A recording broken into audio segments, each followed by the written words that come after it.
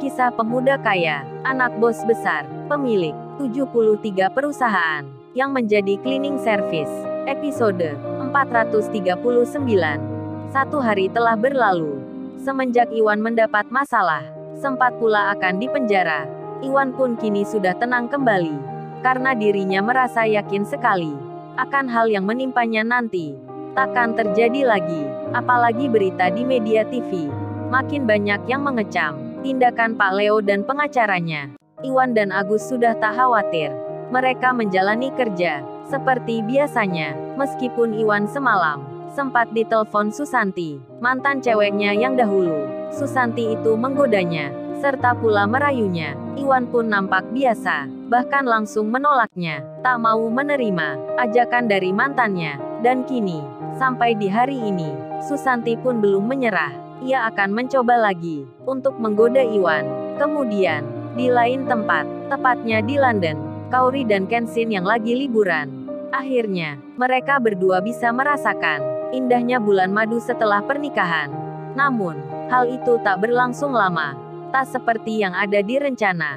Di hari ketiga ini, tiba-tiba Kauri mendapat telepon dari temannya Lala, dan juga tempatnya kerja. Lala pun menghubungi. Kauri, kamu kan masih di London ya? Gua minta tolong dong Kauri.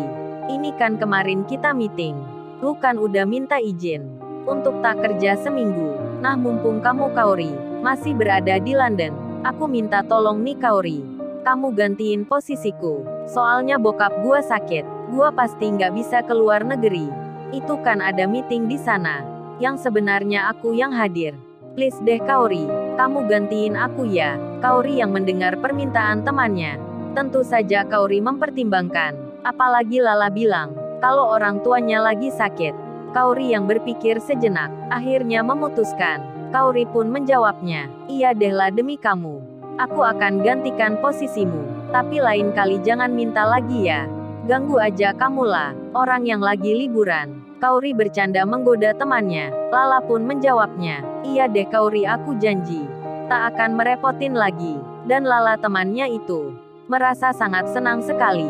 Rupanya, rapat yang akan dihadiri Lala di kota London itu ada hubungannya dengan pekerjaan yang lagi diikuti oleh Pak Andi, Pak Freddy, Pak Michael, serta orang penting lainnya. Mereka yang beberapa hari sebelumnya yang sudah tiba dahulu telah merampungkan laporan. Dan kini, setelah berlalunya waktu dan berjalannya hari, mereka semua sudah berpindah kota. Kemudian di waktu sekarang, Kauri yang baru saja mendapat kabar dari Lala temannya, Kauri pun bercerita ke Kenshin tentang permintaan temannya yang ingin digantikan posisinya agar dirinya yang ikut meeting. Kenshin pun mengerti, ia bisa memahami, dan rencana 7 hari akhirnya selesai di waktu ini. Kenshin lalu mengantar Kauri untuk mencari perusahaan yang dimaksud oleh Lala. Sekalian pula nanti akan mencari penginapan yang dekat dengan lokasi. Mereka pun segera pergi, meninggalkan tempat wisata, dan 1 hari berjalan, Kauri pun masuk perusahaan, tempat di mana menggantikan Lala. Kenshin sendiri tak ikut, apalagi Kauri sudah bersama temannya, yang baru datang semalam.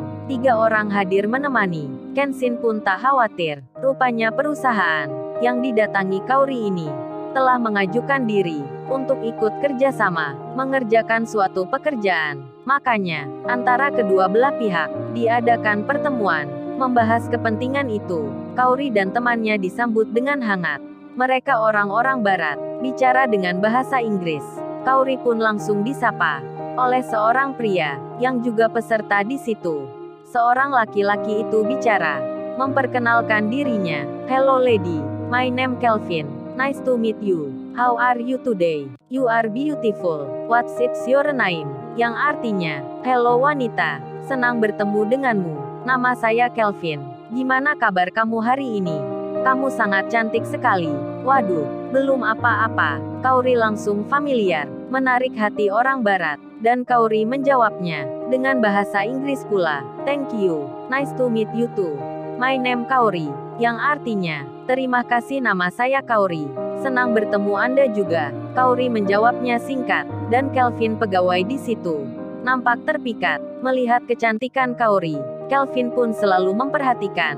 Bahkan di tengah rapat, teman-temannya Kaori pun menyadari akan hal itu. Sedang Kenshin sendiri, kini berjalan-jalan, melihat-lihat suasana kota. Kenshin nampak sendirian, memperhatikan sekitarnya. Di tengah itu ada sebuah restoran yang menjual makanan Asia. Kenshin melihatnya dari dekat, tertarik dirinya, ingin tahu rasanya, dan segera saja, Kenshin masuk ke dalam. Sementara itu, Iwan yang sudah kerja, dan hampir waktu pulang, Iwan secara langsung didatangi oleh Susanti. Susanti itu lagi-lagi menggoda Iwan dengan bicara, "Hei sayang, kita balikan yuk seperti dulu. Apa kamu nggak kepingin seperti waktu itu?"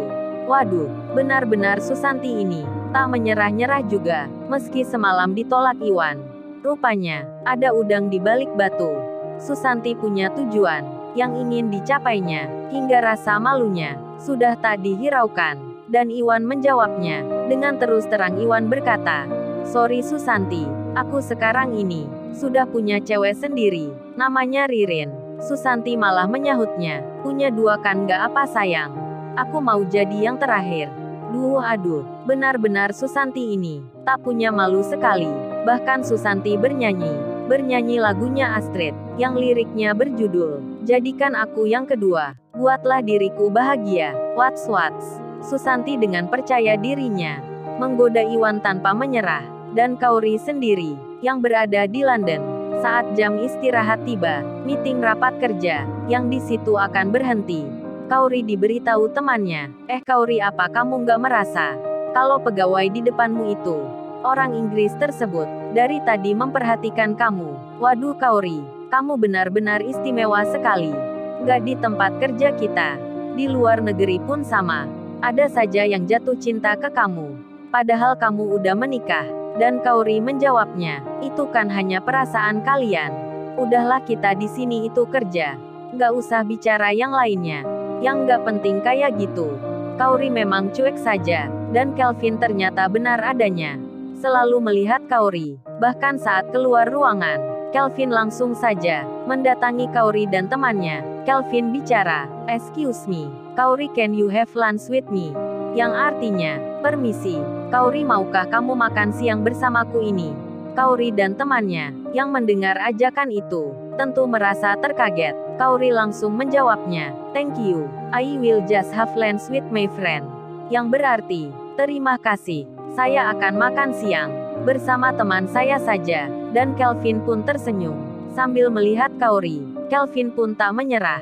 Bahkan ia punya rencana, ingin berkenalan lebih dekat, dan menunggu waktu yang tepat. Setelah waktu istirahat, rapat pun dilanjutkan. Kaori dan teman-temannya masuk kantor lagi. Kelvin pun seperti semula, selalu melihat Kaori, sampai Kaori merasa kalau sedang diperhatikan. Dan sore pun datang, Kaori keluar ruangan. Begitu juga yang lainnya, mereka akan pulang kembali ke penginapan. Di saat itu, Kelvin lagi-lagi menghadang Kaori di pintu depan.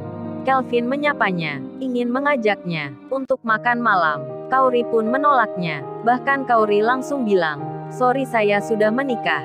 Saya sudah punya suami. Jadi tak bisa keluar bersama cowok lain selain suami saya." Kelvin pun terkejut mendengar penjelasan itu. Cewek cantik di depannya ternyata sudah menikah.